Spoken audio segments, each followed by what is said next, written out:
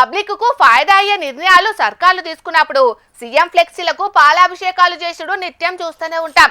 ఎమ్మెల్యేలకు అటుదిక్కు పెద్ద లీడర్లకు సుతం పాల ప్యాకెట్లు పర్ర జింపి క్షీరాభిషేకాలు చేసి అభిమానాన్ని తొవ్వల మీద వారేస్తుంటారు. జిల్లా కలెక్టర్లకు పెద్ద ఆఫీసర్లకు పాలాభిషేకాలు చేసి వాళ్ళు చేసిన పనికి మర్యాదిస్తుంటారు జనం. గట్లనే కీడ కూడా గుడి జాగను కాపాడిందని కలెక్టర్ సాబుకు ఎట్లా మర్యాద చేసిండ్రో చూడుండ్రోల్లా. అందరు లెక్క చేస్తే అండ్లేమున్నదని వీళ్ళు ఇంకో అడుగు ముంగడికేసిండ్రు కదా. అట్లిట్లా కాదని సీదా పసుపు కుంకుమలు చల్లి పూజలే చేస్తున్నారు. ధూపదీపాలు పెట్టలేదు గాని పసుపు కుంకుమలతోటి భక్తిని చూపెట్టిండ్రు.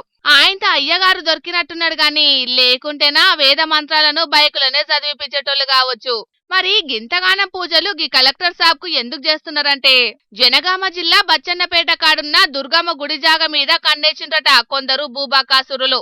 ఇక తల్లి జాగను అసురుల చెర నుంచి ఎట్లనన్నా ఇడిపియాలని ఊరలంతా ముంగటపడ్డారు. జిల్లా కలెక్టర్ సందీప్ కుమార్ సార్ కు అసలు ముచ్చట చెప్పిండ్రు. సారు అన్ని పత్రాలను కుర్దుగా చూసి మ్యూటేషన్ చెర నుండి గుడి జాగను ఇడిపించిండు. ఇక ఇంకేముంది, నలుగురికి ఫాయిదా అయ్యే గుడి జాగను ఇడిపించిండని ఊరళ్ళు సంబరాలు చేసుకున్నారు. స్వీట్లు తినిపించుకొని జాగను కాపాడిన కలెక్టర్ సాబ్ కు పాలాభిషేకం చేసిండ్రు. అంతటితోనే ఆగలేదల్లో, ఈ గుడి ముంగట పూజలందుకుంటున్న రాళ్ళ చెట్టుకు ఏప చెట్టుకు సారు పేరు పెట్టిండ్రు. ఈకా నుంచి ఈ చెట్లను సందీప్ కుమార్ సార్ అని పిలుచుకుంటారు అన్నట్టు. ఇక నామకరణ కార్యాన్ని ఇంత ఘనంగా చేసి దున్యాకు తెలిసేటట్టు చేసిండ్రు. అంతేనానే సర్పంచ్ అన్నా? గత 20 సంవత్సరాలుగా కొంతమంది కబ్జా చేసిన భూమిని కలెక్టర్ గారి చొరవతోని తిరిగి అటు భూమి గ్రామ పంచాయతీకి వర్తించేలా చేసిన కలెక్టర్ గారికి ఆయన పేరు మీద దుర్గమ్మ గుడిలో ఉన్నటువంటి రాగి చెట్టు మరియు వేప చెట్టు కలిసి ఉన్న చెట్టు, అలాంటి చెట్టు దుర్గమ్మ గుడిలో ఎంతో ప్రతిష్టాత్మకమైన చెట్టు. ఆ చెట్టుకు కలెక్టర్ గారి పేరు పెట్టడం జరిగింది.